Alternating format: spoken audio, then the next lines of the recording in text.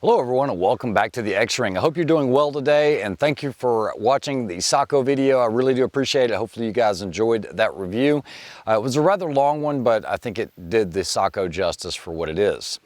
So on to another topic. What we're going to do is we're going to talk about what I've chosen to use for the Guardian long range match that's coming up this weekend. I'll actually be shooting with a gentleman named Nick.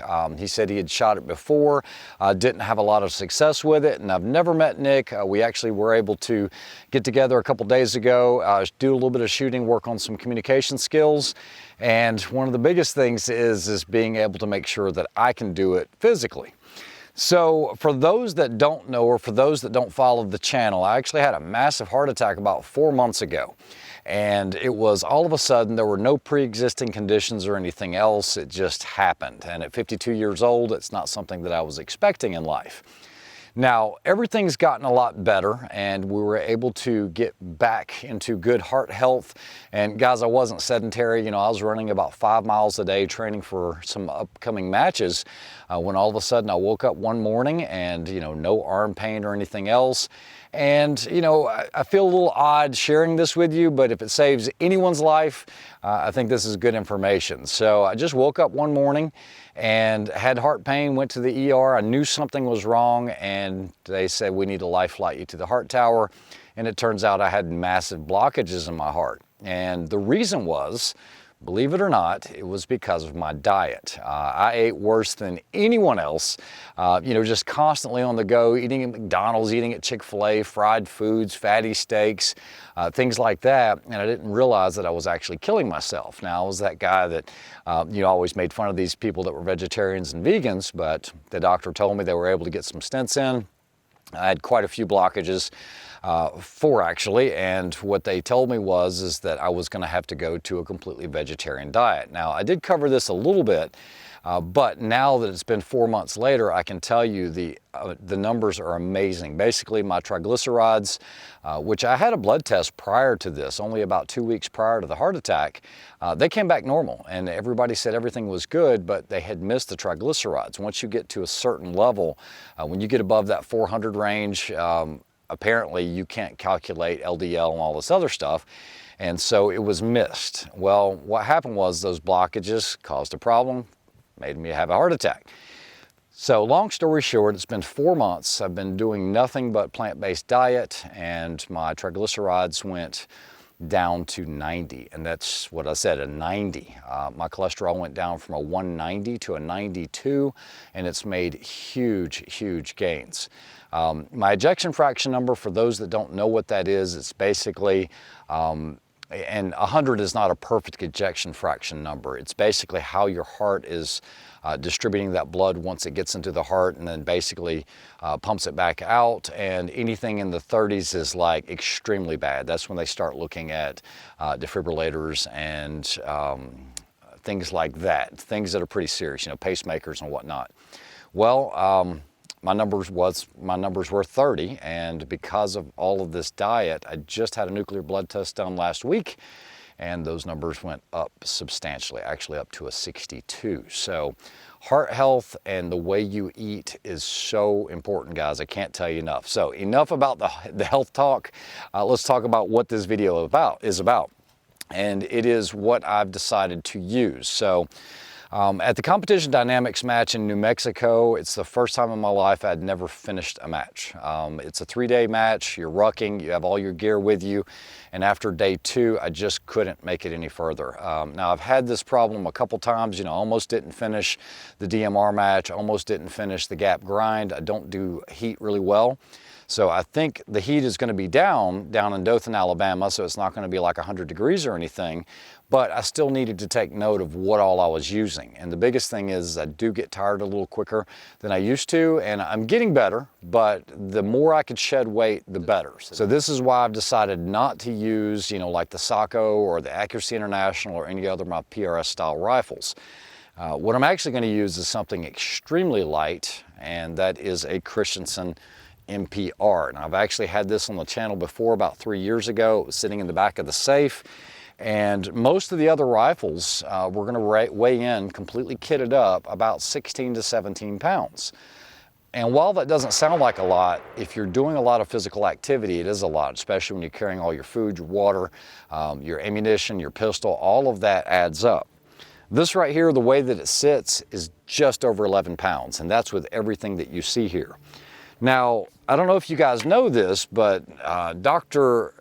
Christensen, the owner of Christensen Arms, he was actually the first pioneer. He patented the carbon fiber barrel. He did that back in 1993. They were the first company to ever do a carbon fiber barrel. He's a doctor, is in a mechanical engineer with a PhD, not as in a medical doctor. But it was sitting in the back of the safe, and I was like, you know what, anything I can do to shed weight, let's do it. So starting at the back, working our way forwards, we're gonna do a full review of this, and then we're gonna take it out on the range and see what kind of groups we get. I was actually surprised, but one of the negatives about it is when you get to a really, really light rifle, remember, we're not shooting we're not going hunting, okay? We're not gonna shoot 1 or 2 rounds. We're gonna be shooting successive rounds, back to back, 5, 10 shots. I gotta make sure that, number one, I can see it, because with these lighter rifles, they jump a lot more. And so I wanted to tame it down. I put a muzzle brake on it. But starting at the back, you have an adjustable length of pull. You do have to have tools. You're gonna have to have a hex wrench. It has a very thin or minimalist butt plate. It does not have a bag rider. I think there's a provision here because you have 2 screws, but I'm trying to save weight. We do have some QDs throughout the entire back of the butt plate.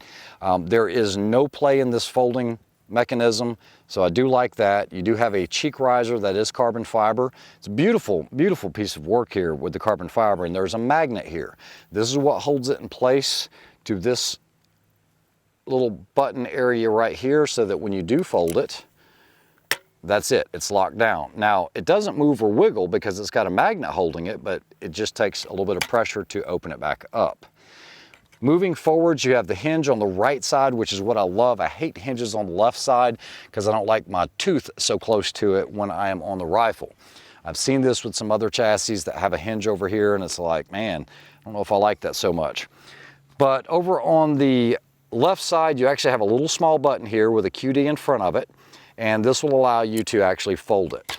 As far as the trigger, this just has a Trigger Tech Special in it. I did not put a diamond in it. I did change the grip out to a VZ grip. I didn't like the really, really thin grip, and this has a little more texture. I've never had any VZ products on the channel, but I figured you guys might want to see it. And you have this really thin, minimalist chassis area. You'll see that you've got the cutout here, very similar to the way that they do on the AIs, on the ATXs, and that's just assists a right-handed shooter with a magazine change while you're low to the ground. That's why they do this cutout here, plus it saves some weight. You have a large magazine release here, which is almost a little too large, because sometimes when you're setting the rifle down, you could inadvertently hit it and drop your mag when you're not planning on it. I did add an Area 419 ARCA rail. This one has a hand stop here.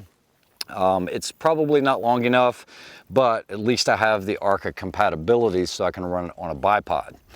So I just ran it into the M-LOK. It is a full carbon fiber M-LOK, and yes, this is chambered in 6.5 Creedmoor as well.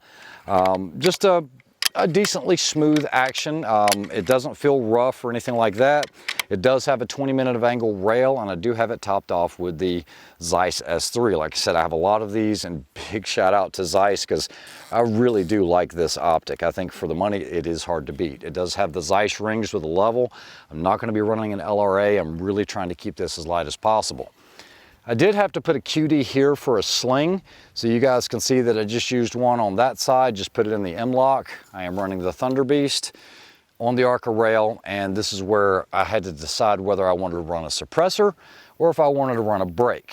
Now, we all know that the thing that's going to help mitigate recoil the most is actually going to be a brake. So I did put a Masterpiece Arms brake on here. I think this is the D3 or something. I think there's a newer one that has a little more cutouts on the top, but I don't have that. It is self-timing, and this is in 6.5 Creedmoor, so that should help with some of the jumping.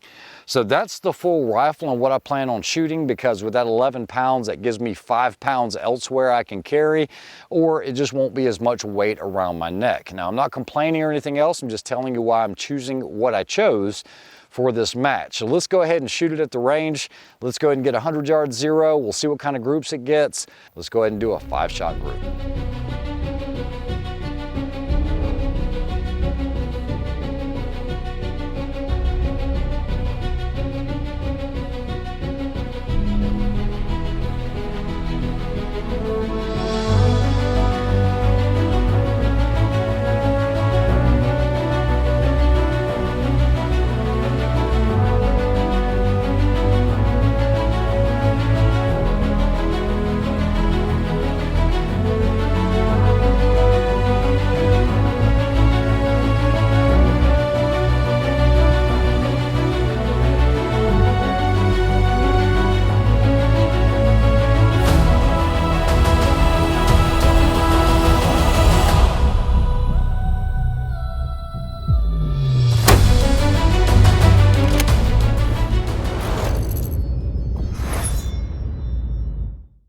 Okay, so we're at the 100-yard range here at Old Fort, and we have this Winchester match. It is a clean cold bore. There's plenty of other people here shooting, knows that I haven't shot a single round on the target. On this Christensen, like I said, they can be hit or miss. For the most part, people have pretty good accuracy with the Christensens. I am gonna go ahead and, all right, so we got a new trigger cam. Big shout out to Paramount Tactical. This isn't the best relief for it, but here we go. All right, so I took that silly trigger cam off. Let's go ahead and try to do this without a trigger cam. Target number 2, top right. Target 2, top right.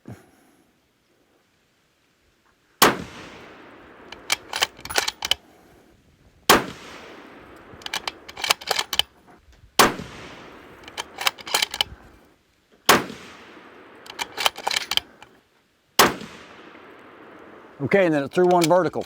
So definitely not the Socko, the TRG that I just reviewed.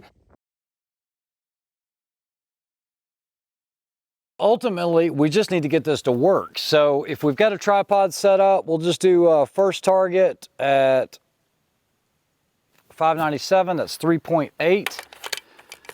So what we'll do is I'll hold 3.8 in the reticle. We'll see how this works. All right, and then the next target is at, it's a third IPSC at 650, that's 4.4. 4.4.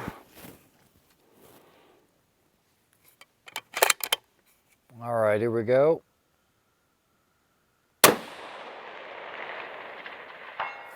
All right, let me see if my camera was actually recording. Of course it wasn't.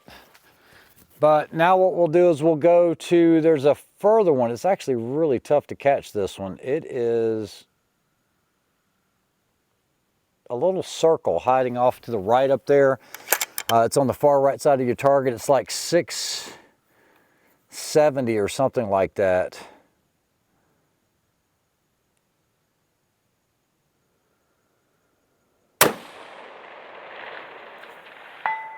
And then we've got 700, which is going to be right at 5 mils. I just know that.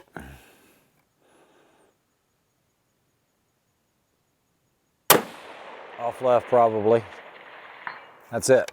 So even though it might not be the most optimal setup, I think it will work, and because this thing is just so freaking light compared to the other stuff. I mean, it'll work for what it is. All right, so one of the other things I want to talk about are all of these electronics and these gizmos and gadgets that make your life a lot easier. Now, these aren't necessary, but they do make you a faster shooter, especially when it comes to a ruck style match. You know, the days of having to carry a tripod with a laser rangefinder, with a spotting scope and all of that, everything's starting to see this really cool integration where everything has, you know, their BDX or applied ballistics. And the same would be true for the Garmin, the 901 Fortrex. Now, while this is really large, you know, we've got to compensate somehow, right? This is actually a wrist computer, and the way that it actually works with laser range-finding binoculars is actually really cool. Just think how cool it would be if I was able to just shoot a target at, let's say, 364 yards, and boom, there it is. There's my hold. And so all I have to do is have this on a tripod around my neck, whatever. We're going to hit 100 yards here. It should be 0. And look at that, 0.05, if you guys can kind of see that. So this is really cool, but what's even cooler than that, I'm getting ready to show you. I mean, I can literally go to my applied ballistics page, which I was just on, and I'm going to go to a target card, enter, and then now what I can do is I've got this target array. Okay, you see it in the top left there where it's black. All I've got to do is, and guys remember this, we'll go 100, and then what I'm going to do is go down. I'm going to go about 200, and then I'm going to go down, and then I'm going to go about 300-ish. I'll go down. I'll go 400-ish. That's 445. Down. We'll go 500-ish. It's 494, down, and we'll go 6. Okay, down. Now, what I want you to do is realize we hit about every 100 yards on this range, but I'm going to let you see what it did real time on this data card. All right, guys, so maybe that will stay focused in. I'll do the best I can with the camera here. But basically, if you see the first one, T1, that's at 98 yards. Remember I hit that one? Then T2 was 206. T3 was 292, T4 was 446, T5 was 494. All these were about 100-yard increments. And then there's your second page, that 596 yards. So that's 10 targets that this can record very quickly. And all I had to do was push one button and laser range find it. This is actually pretty nice.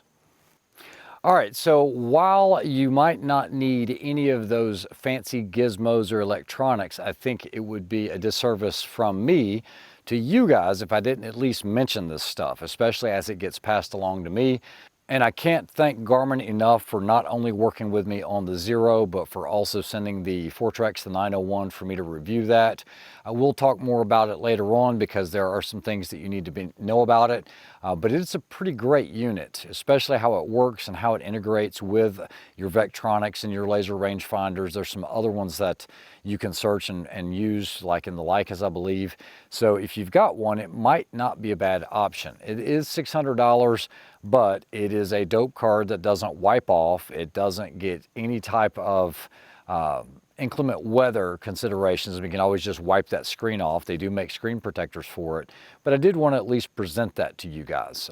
You know, I've always carried a data card here, and I do like hard data because it's not going to go anywhere, but even so, it can be wiped off. It can start running, and I think it would be cool just to know about it anyway, whether you need it or not. As far as the Christensen, you know what? We're going to have fun. It wasn't the greatest group in the world, but I think it'll do good enough. This is more of a sniper style tactical match instead of a PRS match. It's probably good enough. You still got to get your wind calls right and everything else, but I'm going to have fun with it. So hopefully you guys enjoyed the video and enjoyed this revisit of the Christensen MPR. While it is a decent rifle, it is not a true, you know, sub-minute of angle rifle, at least not with this ammunition. There's a bunch of turkeys over there right now. So you guys take care. Have a great weekend. We'll talk to you soon. Have a good one.